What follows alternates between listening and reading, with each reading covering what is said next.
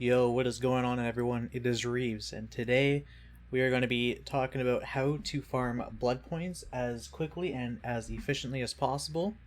If you've ever watched any other blood point guides, there are some that give you the unfortunate build that looks like this: uh, barbecue and chili, beast of prey, thrill of the hunt, and distressing, with the extra blood point add-on. And I just want to let you all know that that is the biggest scam.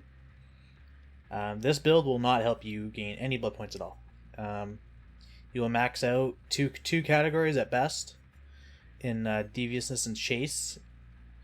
And yeah, no, do not run this. The reason for this is if you do not have any gen control in your build, you are going to lose gens extremely fast. You are going to just lose the game. And when you are farming blood points, you want to win. And this build does not help you win at all. The best perk in this build is barbecue and chili, and all these perks do not help you. Do not help you.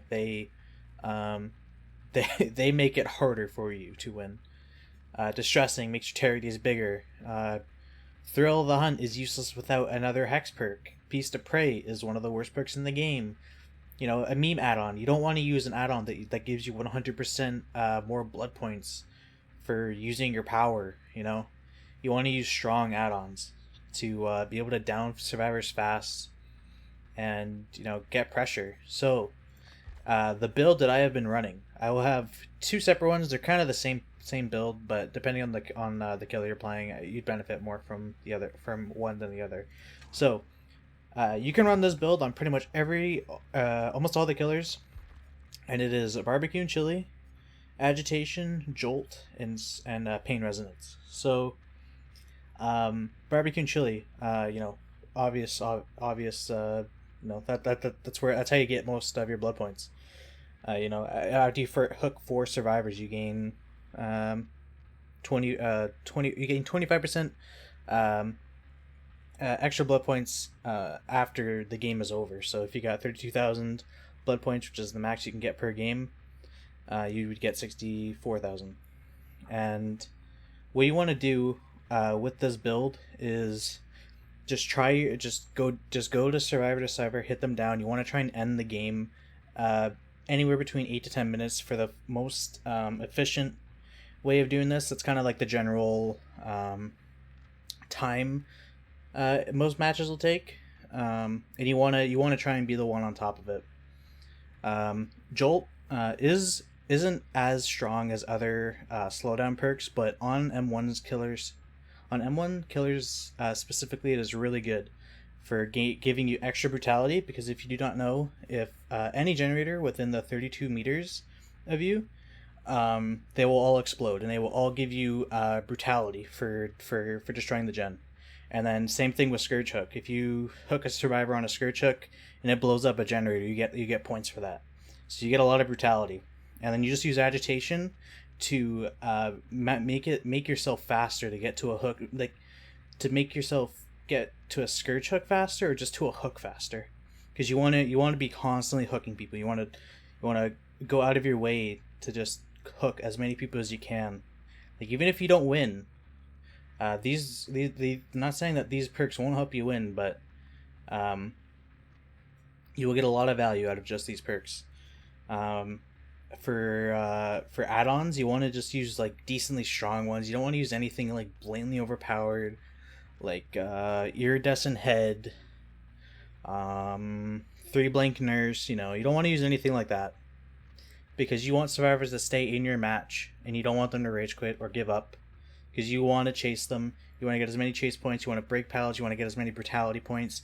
Try to avoid kicking generators. Use these perks to make your gens explode. If there's just a generator that's just after you down a survivor, your jolt's on cooldown, just kick it. Sure, that's fine. Not wasting a whole lot of time. Agitation will make up for the time loss of you kicking a generator. But yeah, for the most part, try to avoid kicking generators. Another build that I've been running, this is mostly for M2 killers, so killers like the Blight. Where's the Blight? There he is. Alright, this is the build I've been using on Blight for this. So it's agitation, Scourge Hook again, and then it has Dead Man Switch on top of it. And so with Deadman Switch and Barbecue, all this build does work so good together. Agitation gets you to a hook faster, which makes if you put them on a Scourge hook fast, the generator will blow up, and if they are touching it, it will blow up, get them off the generator. So Deadman Switch immediately activates on that generator that just blew up. So that generator lost 15% progress, and now it's blocked for 45 seconds. And then you use Barbecue to go to where they are, and this build just, if you can get a first down, it can snowball the game out of control at points. And you can run, like, this is the build that I was running. I will have some gameplay, or I might have some gameplay actually. I haven't decided. I recorded some gameplay with these builds on Wraith and Blight, just for some examples, and they did really well. You can snowball the game and put the game in your control. With just these perks just going off all the time.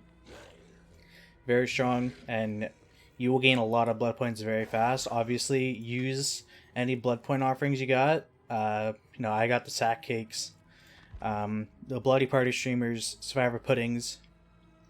And if you are playing killer and you don't have any of those, you should always have the Devout Spotted Owl Wreath, or just like there's a green one, but I don't think I have it on any of my killers. Actually, I'm not even joking. I might have it on someone, maybe on the Onryo here. Yeah, the Ardent one. You want to use the hunting one. And the reason is, if you are struggling in a chase and you're getting chased for a long time, or you're chasing someone, you're having a hard time downing them. Even if you are having a hard time downing them, you will still get you'll still get blood points for just chasing someone. And you'll probably max out your hunter category, like, no matter what, if you're having a hard time. Another one you can run is the deviousness one, depending on the kill you're doing. But yeah, these are kind of the builds that I would highly suggest running. You want to run strong builds, not overpowered ones. You don't want to run something like this that I run on my artist, because this is just mean. But yeah, no, you want to run decent perks, decent add-ons, and you want to try and snowball the game in your control. So for gaining blood points, the killers that gain the most blood points in the game are killers like the Wraith. Hillbilly's pretty good too, but generally you want to try and chainsaw people. Like here, I'm running pretty much the exact same build, just without Deadman Switch or Jolt, because I just like using Enduring. I have decent add-ons, and yeah. Billy gets a little brutality, so I put on Scourge Hook. It just helps, get a little bit. It's a good perk, gives you brutality points that Billy normally doesn't get, and yeah, no, it's sick.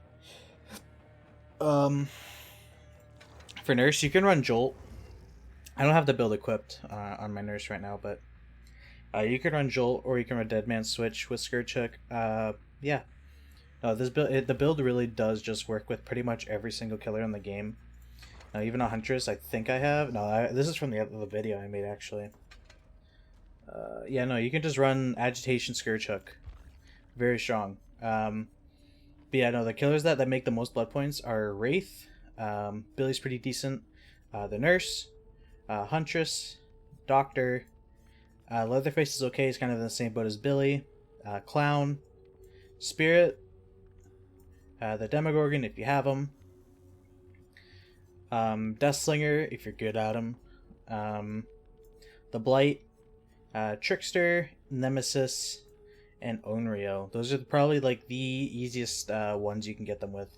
A lot of the other killers, like Michael Myers, you don't gain a whole lot of stock. You don't get a whole lot of brutality, because if you hit someone in tier 3, you don't get a whole lot of blood points. You get 500 for going into tier 3 and 300 for hitting someone down. Unlike Billy, where you get 850 deviousness and 300 brutality. You don't want that. You want to have killers that fill them up really fast, like the Wraith. He gains 550 plus 300 for hitting them once.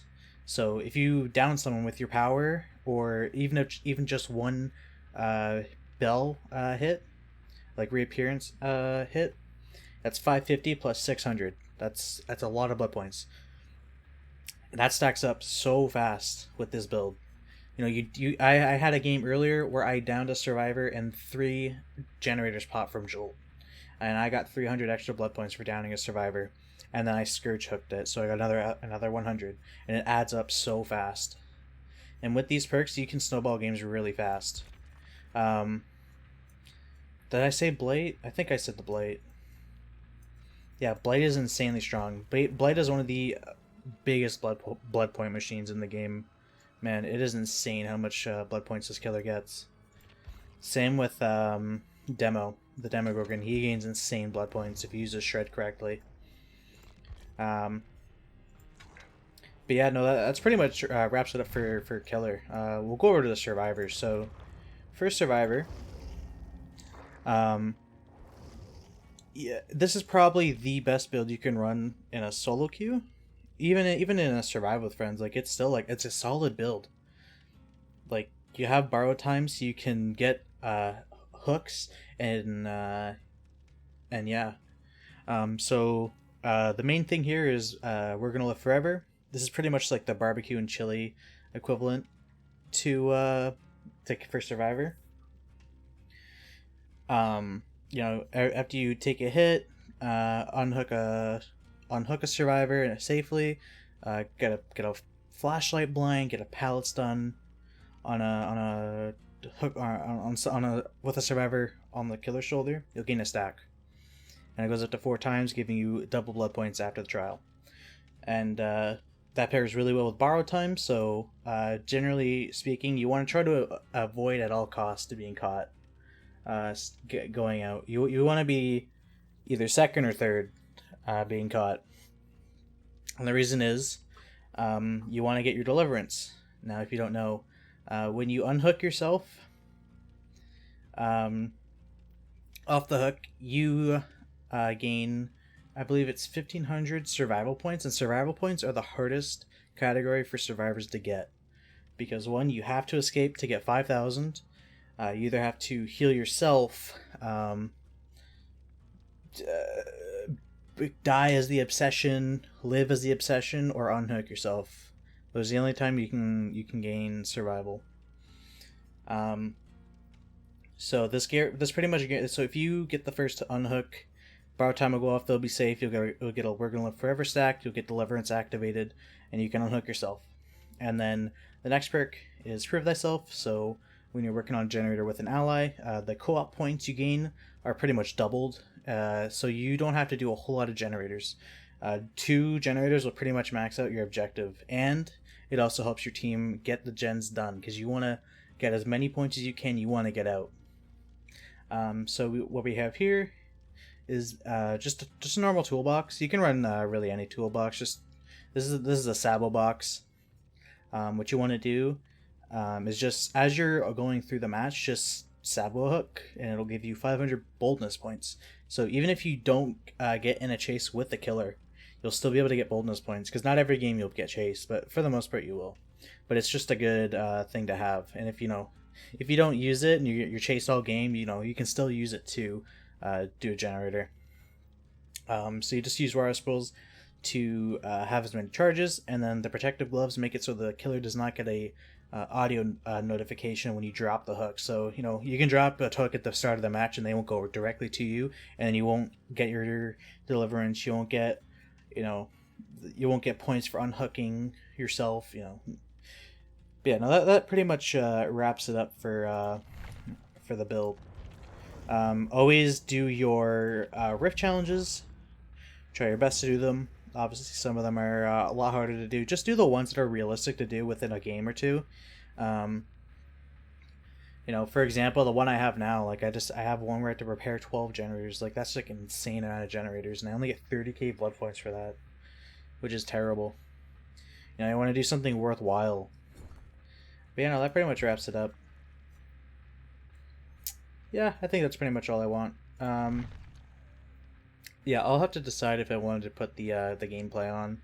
I just have 2 games that I recorded with Blight and Wraith using those builds, where I got a lot of value out of my perks. But yeah, no, that pretty much wraps it up, everyone. Thank you all for watching. Let me know what you want to see next. Leave a like, comment, sub, all that good stuff. And I will talk to you all gamers later.